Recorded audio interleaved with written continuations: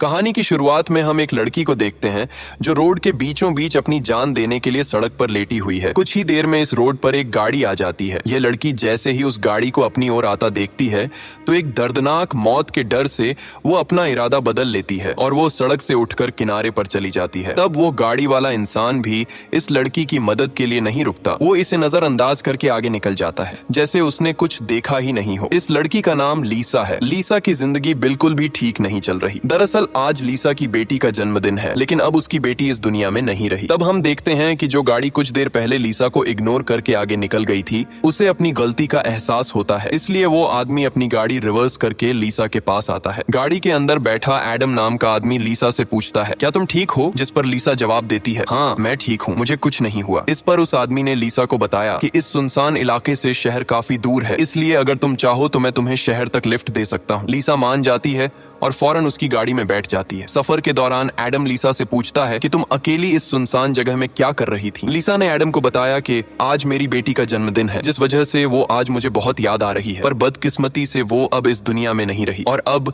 मैं बिल्कुल अकेली हूँ। कोई भी ऐसा नहीं है इस दुनिया में जिससे मैं अपना कह सकूं। लीसा की ये बात सुनकर एडम कहता है, अच्छा इस वजह से तुम रास्ते के बीचों बीच मरने के लिए लेटी हुई थी। जवाब में लीसा ने कहा, मैं मरना नहीं चाहती, बस एक बार किसी तरह से अपनी बेटी से मिलना चाहती हूँ। तभी लीसा कार का रेडियो ऑन कर लेती है। रेडियो पर एक न्यूज चल रही होती है। रिपोर्टर बताता है कि जंगल में एक सीरियल किलर घूम रहा है और आज सुबह इस किलर ने 2 और लड़कियों को मार दिया है। पुलिस के पास उस किलर की तस्वीर तो नहीं है, लेकिन उन्हें इसके बारे में ये जानकारी मिली है कि कातिल एक गोरे रंग का आदमी है जिसके पास ब्राउन कलर की गाड़ी है और उसके दाहिने हाथ पर एक क्रॉस का निशान है। ये खबर सुनकर लीसा के पैरों तले जमीन खिसक जाती है, क्योंकि रिपोर्टर रेडियो पर जिस कातिल का हुलिया बता रहा था वो कोई और नहीं बल्कि एडम ही था। उसके हाथ में क्रॉस का निशान देखकर लीसा बहुत ज्यादा डर जाती है। इससे पहले कि लीसा खुद को बचाने के लिए कुछ कर पाती, तभी एडम अचानक जोर से कार का ब्रेक लगाता है, जिससे लीसा का सर तेजी से कार की डैशबोर्ड से जा टकराया और लीसा बेहोश हो गई। कुछ देर बाद जब लीसा की आंखें खुलीं, तब उसने खुद को एक अजीब से बंकर में कैद पाया जो चारों ओर से लोहे की मजबूत दीवारों से बना हुआ था। लीसा खुद को इस बंद जगह में कैद पाकर बहुत ज्यादा घबरा जाती है और मदद के लिए चिल्लाने लगती है, लेकिन उसकी मदद करने कोई नहीं आया। हम देखते हैं कि लीसा को एक अलग तरह का सूट पहनाया गया है और उसके हाथ में एक घड़ी भी पहनाई गई है। लीसा उस घड़ी को निकालने की बहुत कोशिश करती है, लेकिन वो घड़ी इतनी मजबूत थी कि काफी कोशिश के बाद भी वो उसके हाथ से नहीं निकलती। आखिर में जब उसे रियलाइज होता है कि इस जगह से निकलना इम्पॉसिबल है, तो वो थक हार कर एक जगह में बैठकर रोने लग जाती है। तभी अचानक उस चेंबर का दरवाजा खुला। लीसा ने देखा कि दरवाजे के दूसरी ओर एक सुरंग है। उस सुरंग के एंड से रोशनी नजर आ रही थी। लीसा को समझ आया कि अगर इस जगह से बाहर निकलना है तो इस सुरंग से होकर निकलना पड़ेगा। लीसा खुश हो जाती है कि उसे बाहर निकलने का रास्ता मिल गया है, लेकिन जैसे ही वो सुरंग के अंदर चली गई, तभी अचानक उसके पीछे उस चेंबर का दरवाजा अपने आप बंद हो गया। ये देखकर लीसा की सांस रुक गई और अब उसे समझ आया कि वो पहले से भी ज्यादा खतरनाक जगह में फंस गई है। तभी अचानक लीसा के हाथ में बंधे ब्रेसलेट में अलार्म बजने लगा और 11 मिनट का टाइमर सेट हुआ। ये देखकर लीसा समझ गई कि मुझे 11 मिनट में यहाँ से निकलना होगा, नहीं तो मैं हमेशा के लिए यहाँ पर बंद रह जाऊंगी। इसीलिए लीसा अपने हाथों और पैरों के बल रेंगती हुई जल्दी से उस रोशनी की तरफ बढ़ने लगी, लेकिन जैसे ही वो उस रोशनी के करीब होती जा रही थी, तभी अचानक उस सुरंग का आगे का दरवाजा धीरे धीरे बंद होने लगा। ये देखकर लीसा और तेजी से आगे बढ़ने लगी, लेकिन जब वो उस दरवाजे के पास पहुंची तो वो दरवाजा पूरी तरह से बंद हो चुका था। लीसा को कुछ समझ नहीं आ रहा था कि अब यहाँ से कैसे निकला जाए। वो चीख चीख कर रोने लगी। तभी उसकी नजर उस दरवाजे के बगल से जा रही एक दूसरी सुरंग पर पड़ी, लेकिन वो रास्ता बहुत ज्यादा तंग था। लीसा को अब कोई और दूसरा रास्ता नजर नहीं आ रहा था, इसलिए लीसा हिम्मत करके किसी तरह सुरंग के अंदर चली गई और काफी मुश्किलों के बाद वो उस रास्ते को पार कर लेती है और आगे बढ़ते हुए एक ऐसी जगह पर पहुंच जाती है जहां एक प्लेटफॉर्म की तरह 2 रास्ते बने हुए थे। एक रास्ता ऊपर से जा रहा था और दूसरा रास्ता नीचे से। लीसा को कुछ समझ नहीं आया और वो ऊपर के रास्ते को चुनती हुई घुटनों के बल आगे बढ़ने लगी, लेकिन थोड़ा आगे जाते ही नीचे का फ्लोर ऊपर उठने लगा। अगर वक्त रहते लीसा वहां से नहीं निकल पाई तो नीचे का रास्ता उसे ऊपर चिपकाकर मार देगा। लीसा डर के मारे तेजी से आगे बढ़ने लगी। वो उस जगह के बीच बस पिसने ही वाली थी कि तभी इस सुरंग के एंड तक उसका हाथ पहुंच जाता है और जैसे ही वो रास्ता पूरी तरह से बंद होने वाला था, लीसा अपनी जान बचाकर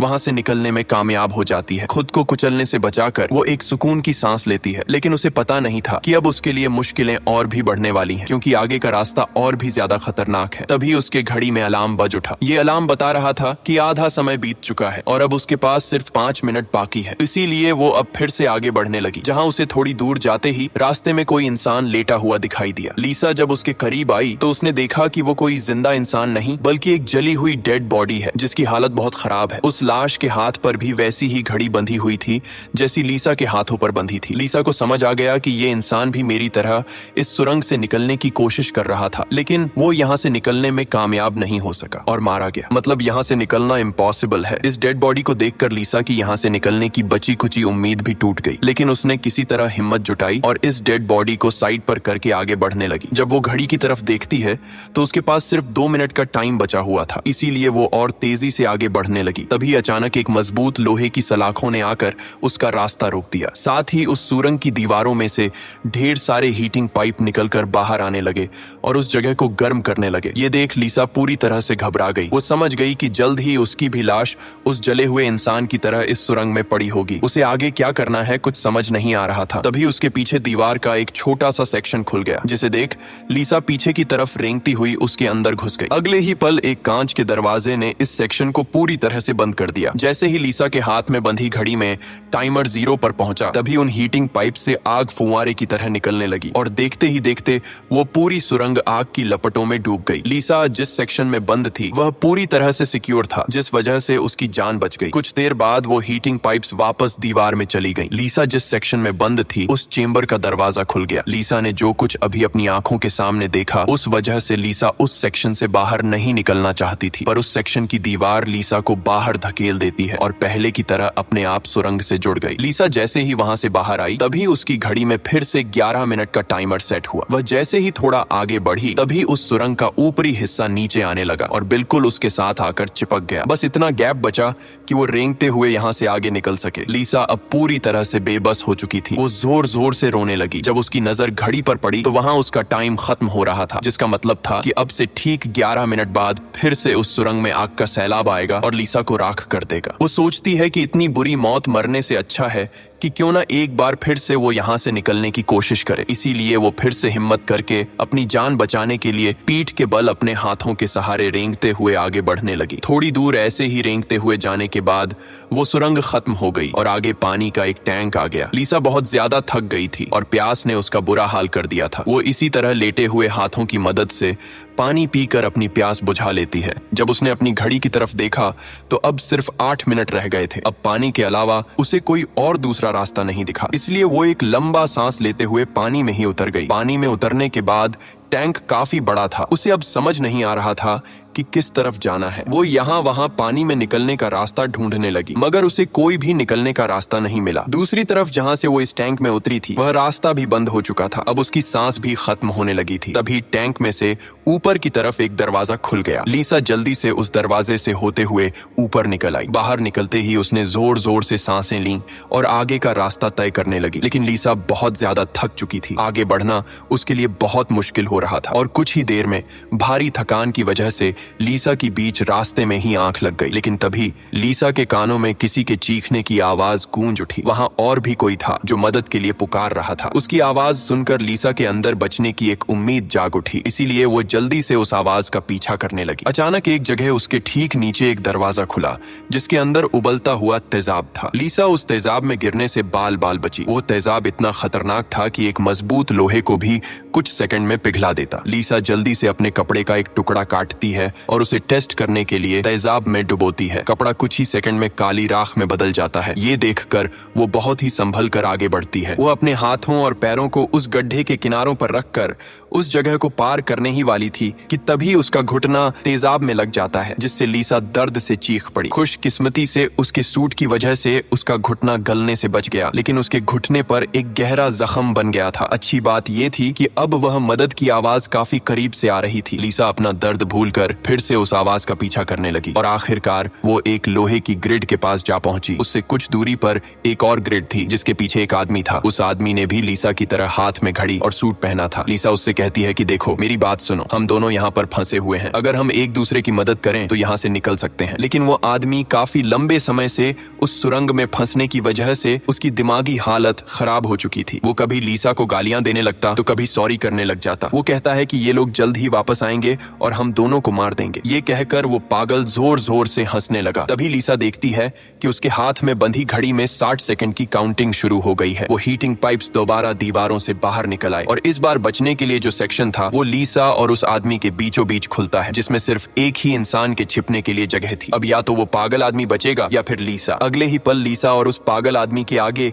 जो लोहे की ग्रिड थी वह हट गई। ये दोनों तेजी से उस चेंबर की तरफ भागने लगे और दोनों एक साथ चेंबर तक पहुंचे, जिसके बाद ये दोनों एक दूसरे को मारने लगे। उस बीच कभी लीसा उस पागल आदमी को चेंबर से बाहर निकाल देती तो कभी वो पागल आदमी लीसा को बाहर धकेल देता। लेकिन आखिर में जैसे ही वक्त खत्म होने वाला होता है, लीसा उस आदमी को लात मारकर चेंबर से बाहर कर देती है। वो आदमी लीसा को पैर से पकड़कर बाहर निकालने की कोशिश करता है। तभी 60 सेकंड खत्म हो गए और उस चेंबर के शीशे के दरवाजे ने उस आदमी का हाथ काट दिया। दर्द से वो आदमी चिल्ला उठा। तभी लीसा की नजर उस आदमी के हाथ पर पड़ी जिस पर क्रॉस का टैटू बना हुआ था। उस टैटू को देखकर लीसा समझ जाती है कि ये आदमी कोई और नहीं बल्कि उसे कार में बेहोश करने वाला सीरियल किलर एडम है। अब लीसा की सारी कंफ्यूजन दूर हो गई। पहले लीसा को लग रहा था कि एडम ने इसे यहाँ कैद करके रखा है, लेकिन उसकी ये सोच गलत थी क्योंकि एडम बेचारा तो अब खुद मौत के मुंह में था। इतने में ही लीसा की घड़ी पर 11 मिनट का वक्त पूरा हो गया और उन हीटिंग पाइप्स से निकलती तेज आग ने कुछ ही सेकंड्स में एडम को राख में बदल दिया। अपनी आंखों से एडम की इतनी भयानक मौत देखकर लीसा डर के मारे कांपने लगी। कुछ देर बाद सेक्शन के अंदर एक छोटे सुरंग में से एक रोबोट आता है। वह एक बहुत ही भयानक सा स्कल था। ये रोबोट लीसा को कोई नुकसान नहीं पहुंचाता बल्कि उसके तेजाब से जले हुए घुटने को ठीक कर देता है। लीसा ने उससे पूछा कि वो कौन है और उसे यहाँ क्यों लेकर आया है। जवाब में उस रोबोट के मुंह से एक टूल निकलता है और वो टूल लीसा के सूट के साथ कनेक्ट हो जाता है। उस टूल की मदद से लीसा को फ्लैशबैक की सारी बातें याद आने लगती हैं, जब वो कार में एडम के साथ थी और उसे एडम की सच्चाई का पता चलने पर एडम की उसके साथ झड़प हो गई थी। उस दौरान एडम ने लीसा पर चाकू से सीने पर वार किया और कार से बाहर फेंक दिया था। उसी पल लीसा को आसमान से उसकी ओर आती एक सफेद रोशनी दिखाई दी थी, जिसके बाद लीसा वापस प्रेजेंट में आती है। लीसा को अब एक बात समझ आ जाती है कि उन एलियंस ने ही दरिंदे एडम से उसकी जान बचाई थी और उसे यहाँ लाए थे, लेकिन वो उसे यहाँ क्यों लाए थे ये बताए बिना ही वो रोबोट वहां से निकल गया। लीसा ये भी समझ जाती है कि ये लोग जो भी हैं वे उसे मारना नहीं चाहते, बस उसे इस गेम को पार करना होगा, तभी वो यहाँ से निकल पाएगी। लीसा अब आगे का रास्ता तय करने उस चेंबर से बाहर आ गई। एडम का कटा हुआ हाथ भी वहां पर पड़ा हुआ था। उसी समय लीसा को उस कटे हाथ पर टाइमर के नीचे कुछ सिंबल्स दिखाई दिए। लीसा उन सिंबल्स का मतलब समझने की कोशिश कर ही रही थी कि तभी एक घूमता हुआ पंखा उसकी ओर आने लगा। उसे देख लीसा अपनी जान बचाने के लिए पीछे हटने लगी और उससे बाल बाल बचती हुई एक छेद से ऊपर की सुरंग में चली गई। तभी अचानक उसे सुरंग के ऊपर से किसी के चलने की आवाज सुनाई दी। वो आवाज एक जगह पर जाकर रुक गई। उस जगह पर सुरंग का ढक्कन खुला और उसमें से एक भयानक सा क्रीचर उतरा, जो देखने में तो इंसान था लेकिन जानवरों की तरह घुरा रहा था। उसका शरीर पूरी तरह से जल चुका था और उसकी आंखें सफेद पत्थर की तरह चमकदार थीं। तभी लीसा की नजर उसके कटे हुए हाथ की तरफ गई। उसका कटा हुआ हाथ देखकर लीसा समझ गई कि वो कोई और नहीं बल्कि एडम है, जो जलने के बाद एक राक्षस में बदल चुका है। अब वो लीसा को मारना चाहता था। एडम की आंखें जल गई थीं, इस वजह से वह लीसा को देख तो नहीं सकता था पर वो सुन सकता था। लीसा चुपचाप धीरे धीरे आगे बढ़ने लगती है, लेकिन तभी उसकी घड़ी के फर्श पर टकराने से एक हल्की सी आवाज गूंज उठी, जिससे एडम को उसकी भनक लग गई और तेजी से लीसा को मारने के लिए उसके पीछे आने लगा। लीसा उसके हाथ लगने ही वाली थी कि तभी लीसा एक पतली सुरंग से उस पार चली गई। एडम को कुछ नजर न आने की वजह से वह उस जगह को पार नहीं कर पाया। लीसा उस सुरंग से आगे बढ़ती हुई एक ऐसी जगह पर पहुंची जहां उसके पास आगे जाने के लिए 2 रास्ते थे। लीसा को कुछ समझ नहीं आ रहा था कि किस रास्ते को चुनना चाहिए। वह बहुत सोचने के बाद जब उसे कुछ समझ नहीं आता तो वह एक अंदाजे से लेफ्ट वाले सुरंग में घुस जाती है। सुरंग के बाहर एक कमरा था जिसकी चारों ओर कांच की दीवारें थीं। उन दीवारों पर लीसा को उसके पैदा होने से लेकर अपनी बेटी को जन्म देने तक की सारी यादें दिखाई दे रही थीं। वहां लीसा ने यह भी देखा कि किस तरह उसकी लापरवाही की वजह से उसकी बेटी की जान चली गई। लीसा अपनी बेटी को याद करके बहुत रोने लगती है। तभी उसने देखा कि ऊपर छत से एडम फिर से उसके पीछे आ रहा है, लेकिन लीसा उससे अपनी जान छुड़ाकर एक दूसरे सुरंग में पहुंच जाती है, जहां उसने कुछ ऐसा देखा जिससे उसकी खुशी का ठिकाना नहीं रहा। उसने देखा कि उस सुरंग के खत्म होने पर बाहर नीला आसमान चमक रहा है। अपनी आजादी को इतने करीब से देखकर लीसा में दोबारा हिम्मत आ गई, लेकिन उस सुरंग को पार करने के लिए उसे एक कंटीले रास्ते से होकर गुजरना पड़ेगा। अब सिर्फ 60 सेकंड का टाइम बचा हुआ था। अगले ही पल हीटिंग पाइप्स भी दीवार से बाहर निकल आए, जो 60 सेकंड्स खत्म होते ही उस जगह को आग से भरने वाले थे। लीसा बिना टाइम जाया किए इन कांटेदार तारों के नीचे से जाने लगी, जिससे वो कांटेदार तार उसकी बॉडी में घुसकर लीसा की पीठ बुरी तरह से काट देते हैं। लीसा बहुत ज्यादा तकलीफ में होती है और उसके पीठ से बहुत ज्यादा खून निकलने लगता है, लेकिन लीसा खुद की परवाह किए बिना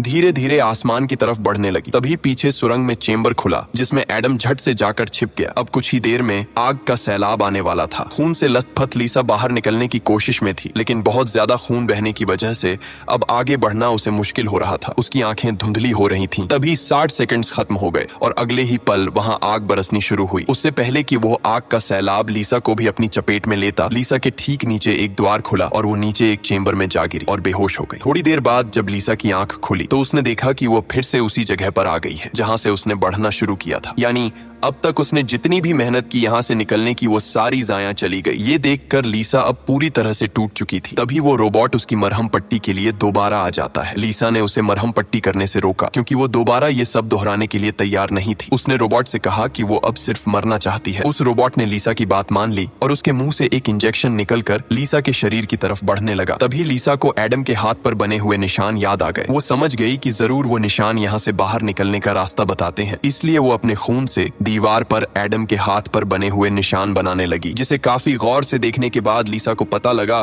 कि ये तो एरो है जो यहाँ से निकलने की डायरेक्शन बताते हैं। जैसे कि पहला एरो लेफ्ट साइड की तरफ मुड़ा हुआ था, जिसका मतलब रास्ते में आने वाली पहली 2 सुरंगों में से उसे लेफ्ट साइड वाली सुरंग के अंदर जाना चाहिए। दूसरे नंबर का एरो राइट साइड की ओर मुड़ा हुआ था, यानी पहली सुरंग को पार करने के बाद जब फिर से एक साथ 2 सुरंगें आएंगी तब राइट साइड वाली सुरंग के अंदर जाना चाहिए। उसे लगा कि जरूर मेरे हाथ की घड़ी के नीचे भी इसी तरह के सिंबल्स बने होंगे जो यहाँ से बाहर निकलने की डायरेक्शन बताते हैं। ये समझते ही लीसा ने उस रोबोट से उसके जख्मों को ठीक करने को कहा। जख्मों की मरहम पट्टी होते ही वो एक नई उम्मीद के साथ फिर से इन टनल्स में निकल पड़ी। लीसा पहले भी इन सुरंगों से गुजर चुकी थी, इसलिए वह बड़ी आसानी से उन सुरंगों को पार करते हुए आगे बढ़ने लगी और उस तेजाब से भरे गड्ढे के पास जाकर रुक गई। वहां उसने अपनी घड़ी को तेजाब में जलाकर उसे अपनी कलाई से अलग किया। उसकी कलाई पर भी ठीक वैसे ही सिंबल्स थे जैसे एडम के हाथ पर थे, बस उनमें थोड़ी बहुत चेंजिंग थी। लीसा उस जली हुई घड़ी को अपने हाथों में लिए हुए आगे बढ़ने लगी और उस जगह पर पहुंच गई जहां उसने पहली बार इन 2 टनल्स में से लिफ्ट वाले टनल को चुना था, लेकिन सिंबल्स के मुताबिक